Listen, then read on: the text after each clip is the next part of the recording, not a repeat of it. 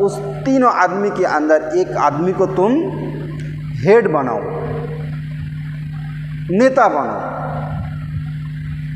और नेता कैसा चॉइस करना है, उस नेता को ऐसा चॉइस करना ऊंचा दर्जा की उसका चरित्र होना।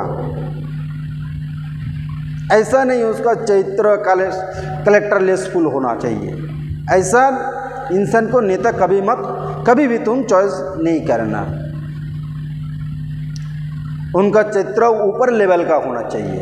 ऐसा चॉइस करके सफ़र करने से क्या होगा, अगर ऐसा इंसान को नेता के हिसाब से अगर हम लोग चुनेंगे तो सफ़र करने में मज़ा आएगा, सफ़र करने में सुरक्षित रहेंगे, सफ़र करने से हमारा माल और जान का हिफाजत रहेगा।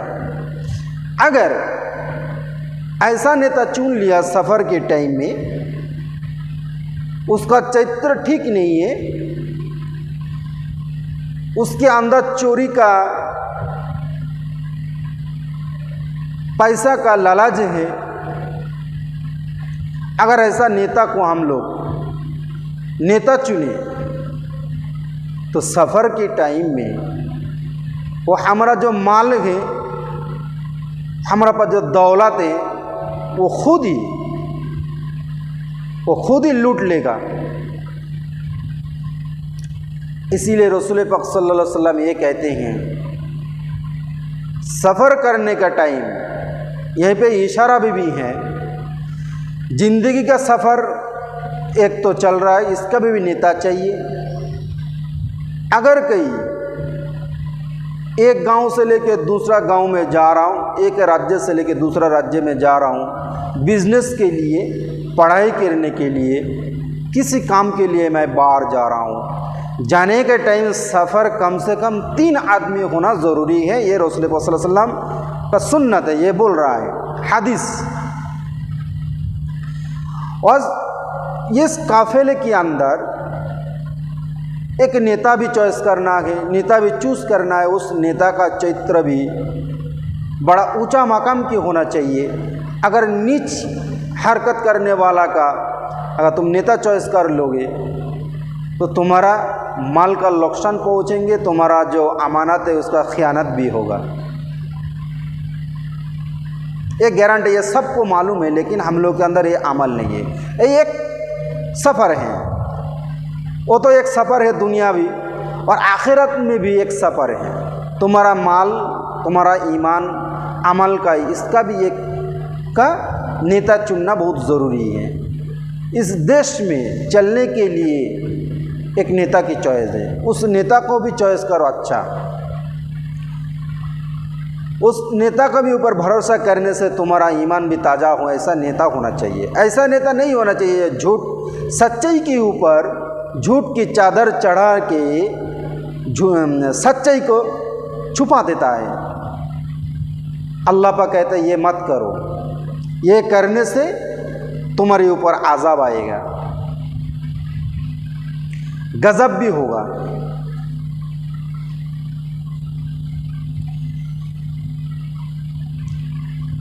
ये हम लोगों का जानना बहुत ज़रूरी है।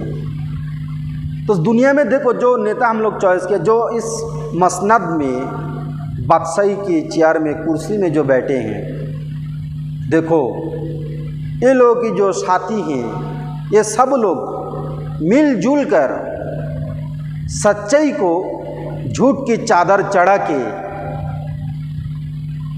सच्चाई को छुपा रहा है। लेकिन एक दिन ना एक दिन इस सच्चाई को बाहर आना ही है, आएगा ज़रूर इंशाअल्लाह, क्योंकि सच्चाई कभी छुप नहीं सकते हैं, छुपा नहीं सकता है। वो जाहिर कहीं न भी कहीं, किधर से न भी किधर, किसी से मुंह से भी ये जाहिर होगा ही होगा। हर मुसलमान के ऊपर अत्याचार करने के बाद फिर उल्टा चोर कोतवाल को डांटे, यही समाज ये कहता है वो लोग दंगाई हैं। लेकिन ये लोग दंगाई क्यों हैं, क्यों कर रहा है, किस लिए कर रहा है, ये कभी वो सोचता नहीं है। दंगाई हो रहा है, दंगा हो रहा है, सिर्फ यही देख रहा है क्योंकि इसका जो अमानत है, इसके जो माल है, इसका जो ज़मीन है, इससे छीन रहा है। तब तुम्हारा कुछ नहीं हो रहा है, तब तुमको ये नहीं देख रहा है, ये नज़र में नहीं है ये दंगाई हो रहा है, ये दंगाई करना चाहता है। सबसे पहले तो इसको हम रोके, ये दिमाग में नहीं है। ये बताओ, अगर इस देश हमारा जो माल है, जो संपत्ति है, जायदाद, ज़मीन जो भी है, अगर हिफाजत अगर नहीं करेगा तो मेरे को ही तो खुद को हिफाजत करना पड़ेगा ना, चाहे लड़के भी हो, चाहे कैसे भी करके हो। तो हम लोग तो वही तो कर रहे हैं। हम लोगों की अमानत के ऊपर, कुरान के ऊपर, हदीस के ऊपर, नबी के ऊपर इतना अत्याचार होता है, फिर भी तुम लोग इस सच को झूठ का चादर चढ़ा देते हो, कहते हो ये नहीं, वो लोग दंगाई हैं।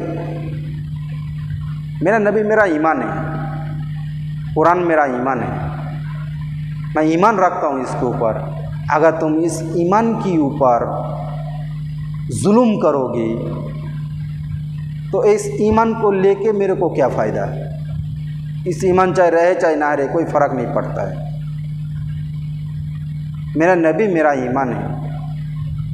बस ईमान के ऊपर कोई अगर आघात करे तो ये बर्दाश्त करने का नहीं है, बर्दाश्त कतई नहीं करने का।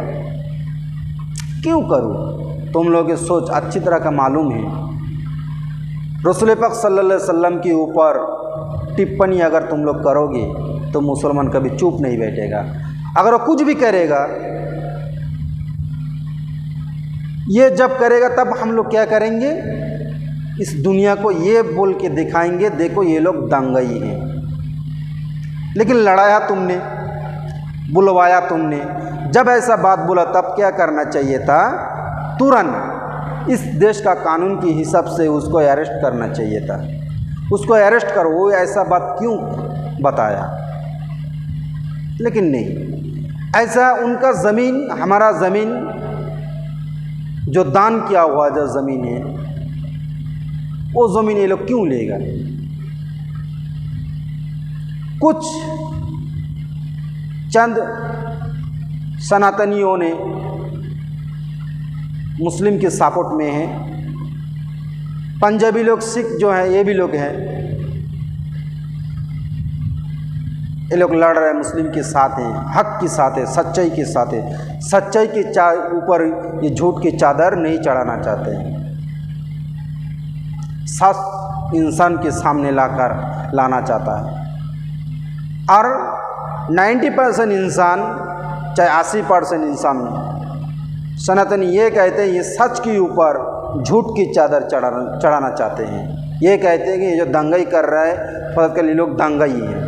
लेकिन दंगाई क्यों है, ये कभी सोचा नहीं है। दंगा कर रहा है ये देख रहा है, लेकिन दंगा क्यों कर रहा है ये नज़र नहीं आ रहा है। पहले तो ये भी तो नज़र में लेके आओ, दंगा क्यों हो रहा है। दंगाई करने का हमको क्या ज़रूरत पड़ गया, जब हम लोग दंगाई करने चले, काम धाम छोड़ के दंगा क्यों करेंगे। सबका पेट है, सबका बीवी बच्चा है, बाल बच्चा है।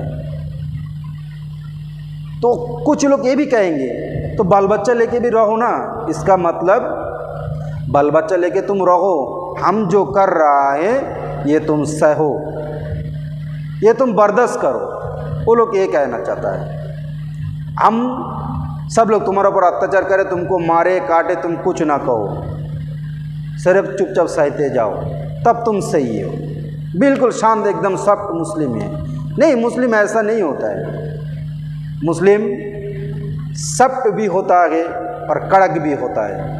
कड़क की जगह कड़क होना पड़ता है और सख्त में सख्त हो जाता है। इतना सख्त होता है हो जाता है जब मिट्टी के साथ वो मिल जाता है। और कट्टरवाद जब होता है, जब इतना कट्टर होता है, सामने वाला कोई उसके सामने टिक नहीं पाता है। ये हमारा हक है, अगर नहीं करेंगे तो हमारा इज्जत, हम आबरू ये हिफाजत नहीं कर पाएंगे। कैसे करेंगे बताओ। कानून सब कुछ सुन रहा है। अगर कोई मुस्लिम ये कह देता जो घर में हथियार रखो, घर में हथियार रखो, बोलने से बाकी था उसको अरेस्ट करने में कोई लेट नहीं होता। लेकिन दिलीप घोष ने क्या कहता है इस बंगाल में, दिलीप घोष ने ये कहता है कि सनातनियों